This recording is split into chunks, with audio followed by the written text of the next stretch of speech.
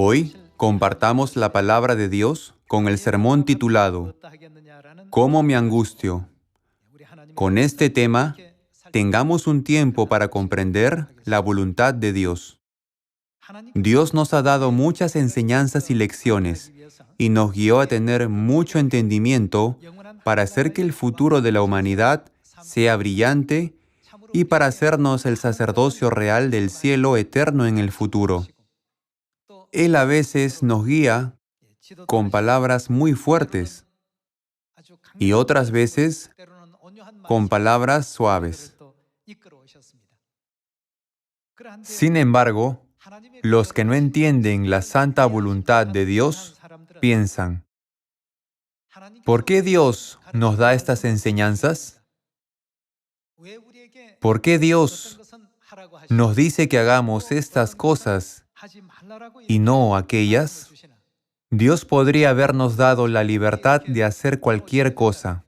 Por ejemplo, sobre los horarios de los cultos, algunos pueden pensar, ¿por qué no puede ser en cualquier momento que quiera? Pretenden que Dios se adecue a ellos para estar libres en lugar de adaptar su vida a Dios. Sin embargo, cuando Dios nos pide que hagamos algo, tiene cierta voluntad. Él no pronuncia palabra alguna sin su voluntad. Hace todo con una determinada voluntad. Hay una razón por la que debemos seguir todas y cada una de las leyes de Dios. Entonces, si no entendemos completamente la voluntad de Dios y no seguimos sus santas enseñanzas, ¿cómo se siente Dios? Se siente triste y angustiado. En la Biblia está escrito, ¿cómo me angustio? Dios nos concedió todas las enseñanzas para que las cosas nos vayan bien y para hacer nuestro futuro brillante y glorioso. Sin embargo, como no entendemos la voluntad de Dios ni la seguimos, Dios se sintió triste y angustiado siempre, ayer y también hoy. ¿Cómo me angustio? En este 100º año de la venida del Padre Ansanjón, todos los hijos de Sión debemos aliviar al Padre de esa angustia para que ya no se angustie más. Veamos Lucas capítulo 12, versículo 49. Fuego vine a echar en la tierra, ¿y qué quiero? Si ya se ha encendido. De un bautismo tengo que ser bautizado, y cómo me angustio hasta que se cumpla. El fuego se refiere al Evangelio. Jesús quiso decir, ¿qué más desearía si el Evangelio se hubiera predicado a todo el mundo? Pero este Evangelio aún no se ha predicado en Samaria ni hasta lo último de la tierra. Entonces, ¿cómo me angustio hasta que regrese a esta tierra? Me bautice y cumpla ese trabajo. Si vemos los casos en los que Dios se angustia, a veces se angustia porque no obedecemos su palabra. A veces porque no creemos en el Espíritu y la esposa. Y otras veces porque vivimos según los mandamientos de hombres, considerándolos por encima de los mandamientos de Dios. Y Dios se siente angustiado cuando olvidamos su santo mandamiento de predicar. Dios se siente realmente angustiado cuando ve que sus hijos no predican. También se angustia cuando ve que no oramos. Aunque Dios ha venido en la carne, se angustia cuando las personas no creen en Él, que vino vistiéndose con la ropa del cuerpo. Si resumimos todo esto, podemos decir que Dios se angustia y entristece más cuando no creemos ni obedecemos lo que Él ordenó. Ustedes también tienen hijos. Como padres, se preocupan por sus hijos y hacen grandes esfuerzos para darles una buena educación y apoyarlos para que vayan a una mejor escuela. Todo es por el futuro de sus hijos, ¿no es así? Es lo mismo con nuestro Dios. Cuando Dios nos dice que hagamos algo, todo es para nuestro futuro. Aunque todas las personas de la tierra, que es tan pequeña como un grano de mijo, alaben y teman a Dios, es algo sumamente pequeño. No es nada cuando se ve desde el universo. Lo hagan o no lo hagan, no es más que algo muy pequeño. Entonces, ¿por qué Dios se preocupa por nosotros y siempre nos da mandamientos diciendo, hagan esto, hagan aquello? Dios quiere que cumplamos esto para nuestro brillante futuro. ¿No es así? Hay muchas cosas con las que Dios se complace, pero una de ellas es que nos convirtamos en obreros del nuevo pacto. Hay decenas de miles de puestos de trabajo en el mundo. Algunos son conductores, otros son pilotos, algunos administran negocios, otros son políticos, algunos son eruditos que promueven nuevas generaciones y otros trabajan como educadores. Sin embargo, entre las decenas de miles de puestos de trabajo, si hay uno que puede aliviar la angustia de Dios, es convertirse en obreros del nuevo pacto, ¿no es cierto? En esta tierra podemos pensar, solo tengo que ir a la iglesia, eso es todo lo que necesito hacer. Pero ¿cómo nos hizo Dios ministros del nuevo pacto para nuestro brillante futuro? Está escrito que nos hizo competentes. Continuemos viendo la voluntad de Dios en 2 Corintios capítulo 3. 2 Corintios capítulo 3, versículo 6. El cual asimismo nos hizo ministros. ¿Qué clase de ministros? El cual asimismo nos hizo ministros competentes de un nuevo pacto. Aquí, el cual indica a Dios, ¿no es verdad? Dios nos ha hecho ministros competentes de un nuevo pacto, no de la letra, sino del Espíritu, porque la letra mata, mas el Espíritu vivifica. ¿Por qué Dios se complace con que seamos ministros del nuevo pacto? Todos los padres quieren que sus hijos tengan un futuro mejor. Dios es nuestros padres espirituales y desea que todos seamos grandes personajes cuando regresemos al mundo espiritual. Ningún padre quiere que el futuro de sus hijos sea deprimente e indigno. Si ahora pregunto aquí a los padres que crían hijos, ¿qué tipo de trabajo les gustaría que sus hijos tengan en el futuro? Dirán, quiero que mi hijo sea congresista, quiero que mi hijo sea juez o fiscal, o quiero que mi hijo sea profesor. Todos los padres tienen sus propios deseos. Entonces, ¿qué trabajo quiere Dios que elijamos en el futuro? Nuestro Dios quiere que seamos ministros del nuevo pacto. Así como los padres terrenales quieren que sus hijos sean jueces o fiscales, o profesores, o médicos, nuestro Dios quiere que todas las personas que creen en Él sean ministros del nuevo pacto. Entonces, ¿qué resultado se da cuando llevamos a cabo el trabajo de ministros del nuevo pacto? Encontremos la respuesta en Hebreos capítulo 9. Hebreos capítulo 9, versículo 15. Así que, por eso es mediador de un nuevo pacto. Aquí podemos ver a Cristo Jesús realizar el papel de mediador de un nuevo pacto. Cristo es mediador de un nuevo pacto, para que interviniendo muerte para la remisión de las transgresiones que había bajo el primer pacto, los llamados reciban la promesa de la herencia eterna.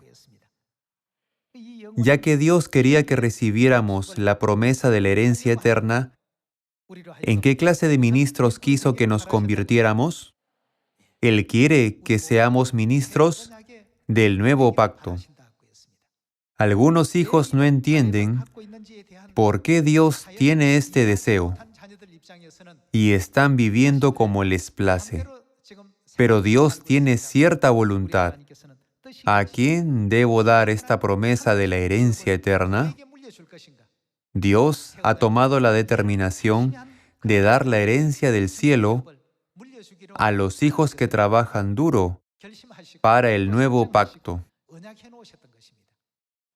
Ya que la herencia del cielo se da a través del nuevo pacto, Dios nos va a dar la promesa de la herencia eterna. Acerca de la gloria del reino celestial que tendrán los obreros del nuevo pacto, veamos una breve explicación de Dios en Daniel capítulo 12. Daniel capítulo 12, versículo 1. En aquel tiempo se levantará Miguel, el gran príncipe que está de parte de los hijos de tu pueblo, y será tiempo de angustia cual nunca fue desde que hubo gente hasta entonces.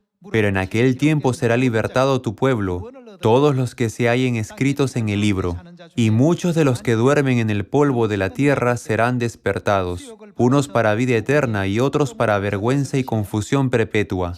Los entendidos resplandecerán como el resplandor del firmamento, y los que enseñan la justicia a la multitud. Los que enseñan la justicia a la multitud son los que llevan a cabo la obra del Evangelio del Nuevo Pacto, ¿no es así? Los que enseñan la justicia a la multitud, como las estrellas a perpetua eternidad. Ya que se dará esta gloria eterna, Dios deseaba que cumpliéramos la obra del nuevo pacto, esperando que seamos los hijos celestiales que puedan ser los seres más llenos de gracia del cielo. Es por eso que cuando vino a esta tierra hace 2000 años, después de culminar la obra del Evangelio, nos dejó su última petición antes de ir al cielo: sean obreros del nuevo pacto. Veamos Marcos capítulo 16, versículo 15. Y les dijo: id por todo el mundo y, ¿qué quiso que hagamos con toda criatura? Dios nos dijo que prediquemos el Evangelio y seamos obreros del nuevo pacto. Id por todo el mundo y predicad el Evangelio a toda criatura. El que creyere y fuere bautizado será salvo, mas el que no creyere será condenado. Dios dio dones y poderes especiales a los que trabajan para el nuevo pacto. Nos dio el derecho y la posición de hacer el trabajo en su lugar. En Marcos capítulo 16, versículo 15, Dios nos dijo convincentemente que los que reciben el Evangelio del nuevo pacto serán salvos, y que los que no lo reciban serán condenados. Los obreros del nuevo pacto tienen esta autoridad. Entonces, cuando preguntamos a Dios, ¿qué les gustaría que seamos en el futuro? Dios dijo: me complaceré mucho si se convierten en ministros del nuevo pacto. Es porque ese es el camino más glorioso que se abrirá en el futuro en el reino de los cielos. Permítanme contarles una historia. Un hombre rico murió y se presentó ante el tribunal de Dios. Cuando estuvo delante del tribunal de Dios, él quedó sumido en una profunda reflexión, preguntándose si debía enviarlo al cielo o al infierno. Entonces, el hombre rico le pidió a Dios que le hiciera un favor. Oh Dios, quiero ir al cielo. Por favor, envíeme al cielo. Y tengo una petición. Déjeme llevar al cielo toda la riqueza que reuní en la tierra. Rogó así a Dios. Como estaba pidiendo a Dios con mucha seriedad, Dios no podía simplemente enviarlo al infierno sin piedad. No hay regla en el cielo que conceda ese deseo, pero como estaba rogando a Dios tan seriamente, Dios concedió su petición, le permitió llevar su riqueza consigo. Entonces este hombre rico no sabía cómo organizar de una vez todas sus grandes propiedades, así que lo cambió todo por oro. Amontonó el oro en una caja grande y lo llevó al reino celestial. Cuando estaba a punto de entrar en el cielo, Pedro estaba en la puerta del cielo custodiándola y le preguntó, ¿qué es todo eso? Tengo permiso de Dios para llevar esto conmigo, así que permítame entrar. Pedro le recalcó que no podía entrar con esas cosas, porque en el cielo existe la regla de que nadie puede traer nada de la tierra. Sin embargo, este hombre rico insistió, Dios me dio permiso, así que quiero llevarlas conmigo. Pedro preguntó, ¿qué cosas preciosas tienes contigo que estás tan ansioso de entrar con ellas? Déjame verlas.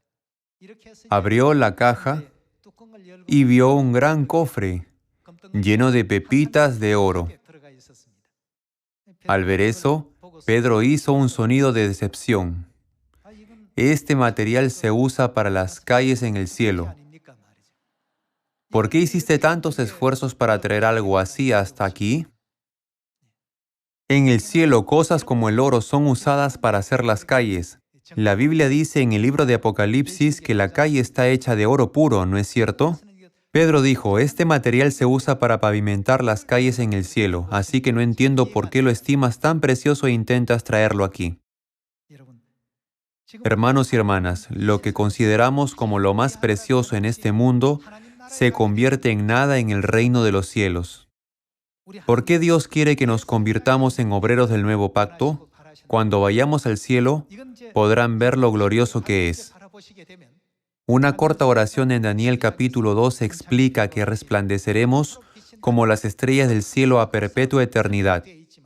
Pero la gloria escondida en ella es más valiosa que cualquier otra cosa en la tierra, que cualquier autoridad, material o tesoro de este mundo. Ya que Dios conoce esto, nos hizo ministros competentes del nuevo pacto y se complace mucho cuando hacemos esa obra. Y en Marcos capítulo 16, Dios dijo, «Id por todo el mundo y predicad el Evangelio a toda criatura». Esto significa, prediquen este Evangelio a toda criatura como obreros del nuevo pacto. Cuando prediquen el Evangelio, aquellos que acepten y crean en las palabras serán salvos, pero aquellos que no serán condenados. ¡Qué grandiosa es esta autoridad! ¿En manos de quién puso Dios las llaves de la vida y la muerte? Dios las puso en las manos de los obreros del nuevo pacto, ¿no es así? Todos veamos el libro de Ezequiel capítulo 3. Aunque la obra tiene esta clase de gloria, las personas no creen en las enseñanzas de la Biblia. Por esa razón Dios está triste y afligido. Dios está preguntando, ¿por qué no creen en la Biblia? Veamos Ezequiel capítulo 3, versículo 16. Y aconteció que al cabo de los 7 días vino a mí palabra de Jehová, diciendo, Hijo de hombre, yo te he puesto por ¿qué? Cuando se observa desde el punto de vista de la verdad, un atalaya tiene el rol de un obrero del nuevo pacto, ¿no es verdad? Yo te he puesto por atalaya a la casa de Israel. Oirás, pues, tú la palabra de mi boca, y los amonestarás de mi parte, de parte de Dios. Dios nos permitió estar en la posición de amonestarlos de su parte, en otras palabras, en su lugar. Dios nos permitió hacer este rol. El rol de un obrero del nuevo pacto es amonestar de parte de Dios, en su lugar. Como obreros del nuevo pacto, ¿qué debemos hacerles en lugar de Dios?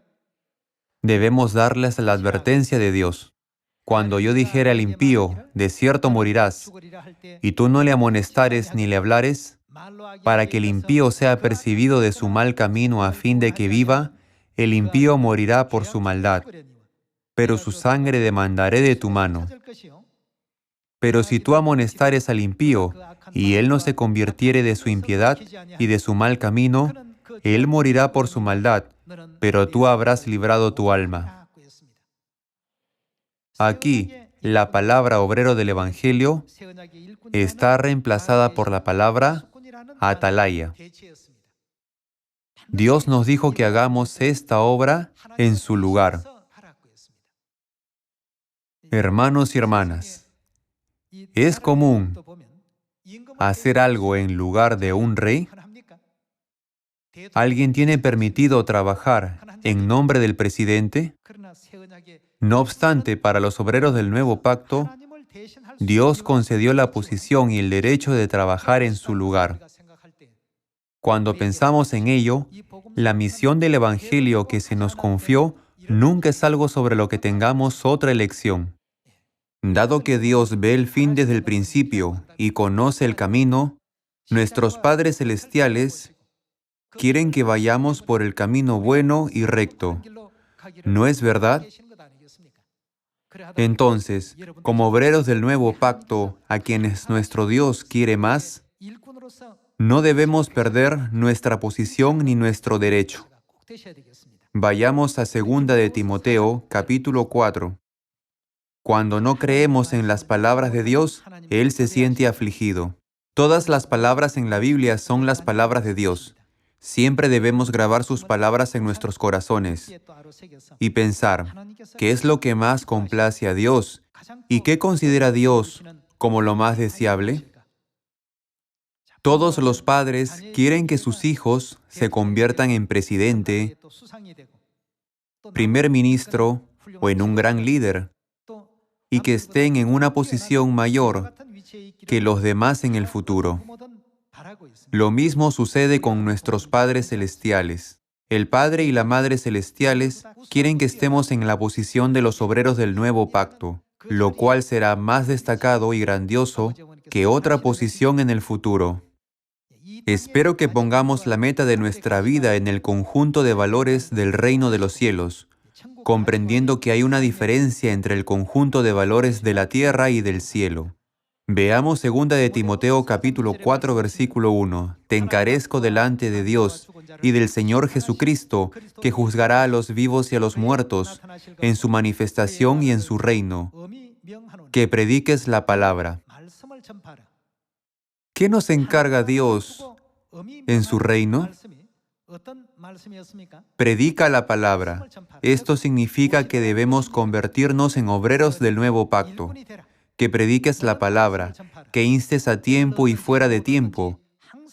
Redarguye, reprende, exhorta con toda paciencia y doctrina.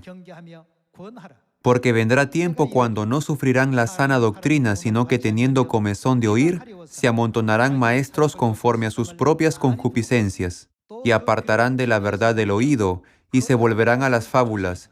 Pero tú sé sobrio en todo, soporta las aflicciones, haz obra de evangelista. ¿Cuál es la obra de un evangelista? Es la obra de los ministros del nuevo pacto, ¿no es así? Haz la obra de los ministros del nuevo pacto, cumple tu ministerio. Versículo 6. Porque yo ya estoy para ser sacrificado, y el tiempo de mi partida está cercano. He peleado la buena batalla, he acabado la carrera, he guardado la fe. Por lo demás me está guardada. ¿Qué le está guardada? El apóstol Pablo corrió la dura carrera haciendo la obra de ministro del nuevo pacto. Después de correr la carrera, hubo algo especial que el apóstol Pablo comprendió en el punto en que su vida iba a llegar a su fin. Él dijo, he peleado la buena batalla, he guardado la fe hasta el final. Y por lo demás, ¿qué me está guardada?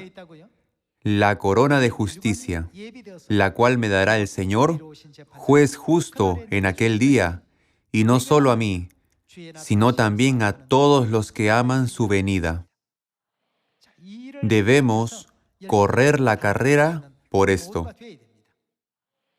Hace 2000 años, en la época apostólica, también hubo personas como Demas, quienes estaban en esta gloriosa posición, pero regresaron al mundo porque no comprendieron su valor. Continuemos con el versículo 9. Procura venir pronto a verme, porque Demas me ha desamparado, amando este mundo, y se ha ido a Tesalónica. Crescente fue a Galacia, y Tito a Dalmacia. Solo Lucas está conmigo. Al principio, Demas trabajó arduamente para la obra del Evangelio que Dios le confió, pero luego se secularizó. Comenzó a caer en el placer y la perversión del mundo. La obra del Evangelio parecía no tener fin, pero la manera de vivir de las personas del mundo parecía muy divertida.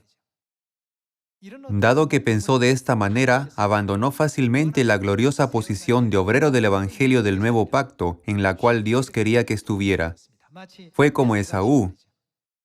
Jamás debemos volvernos como él. El apóstol Pablo dijo: por lo demás, me está guardada la corona de justicia. He acabado la carrera. He peleado la buena batalla.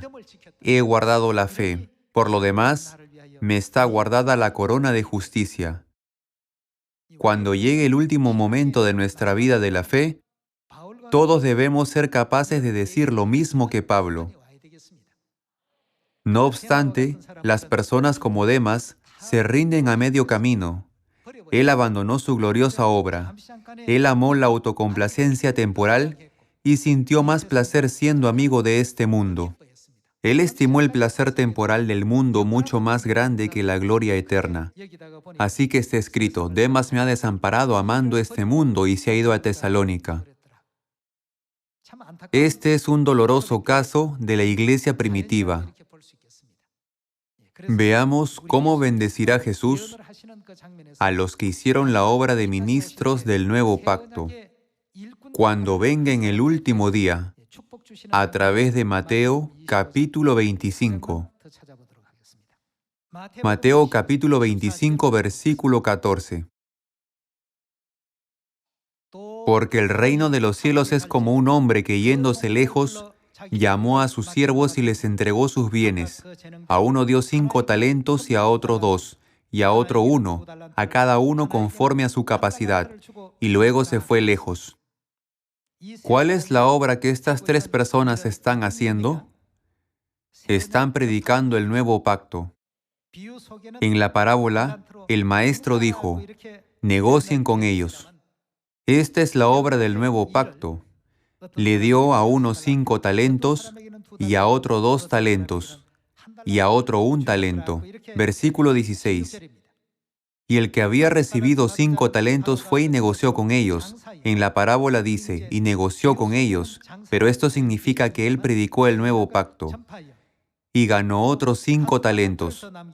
Asimismo, el que había recibido 2, ganó también otros 2. Pero el que había recibido 1 fue y cavó en la tierra, y escondió el dinero de su señor. Después de mucho tiempo vino el señor de aquellos siervos y arregló cuentas con ellos. Y llegando el que había recibido 5 talentos, trajo otros 5 talentos, diciendo: Señor, 5 talentos me entregaste. Aquí tienes, he ganado otros 5 talentos sobre ellos. Y su señor le dijo: bien, buen siervo y fiel. Sobre poco has sido fiel, sobre mucho te pondré. Entra en el gozo de tu señor. Llegando también el que había recibido 2 talentos, dijo: Señor, 2 talentos me entregaste. Aquí tienes, he ganado otros 2 talentos sobre ellos. Su señor le dijo: bien, buen siervo y fiel. Sobre poco has sido fiel, sobre mucho te pondré. Entra en el gozo de tu señor. En Apocalipsis capítulo 22, podemos ver que esta es una parábola que muestra que Dios está haciendo la verificación final sobre los esfuerzos que hicimos por el nuevo pacto en esta tierra, en el proceso de convertirnos en el sacerdocio real del reino de los cielos. Hermanos y hermanas, nuestro mayor sueño debe ser convertirnos en obreros del nuevo pacto. Cuando se les pregunta a las personas del mundo, ¿qué es lo que más deseas ser en el mundo? Algunos dicen: quiero ser presidente. Muchas personas tienen ese sueño. Sin embargo, esa posición no dura para siempre. Pero la posición de sacerdocio real del cielo, esta durará por siempre y para siempre. Por esa razón Dios dijo: convertirse en obrero del nuevo pacto es algo grandioso. pero estoy angustiado porque las personas viven sin conocer su valor. ¿Cómo me angustio? Porque no creen en lo que estoy diciendo, ni en el valor contenido en ello. Dios se siente muy afligido. Hermanos y hermanas, prediquemos este Evangelio en Samaria y hasta lo último de la tierra por el resto de nuestra vida en obediencia a la santa voluntad de Dios. Dios dio el derecho de convertirse en obrero del nuevo pacto a todo aquel que crea en Él. Esperando que se conviertan en obreros del nuevo pacto, con quienes el Padre y la Madre estén complacidos, y pongan todo su corazón y su mente en guiar a las personas a los brazos de Dios y les transmitan la intensa fragancia de Cristo, quisiera concluir el sermón de hoy. Muchas gracias.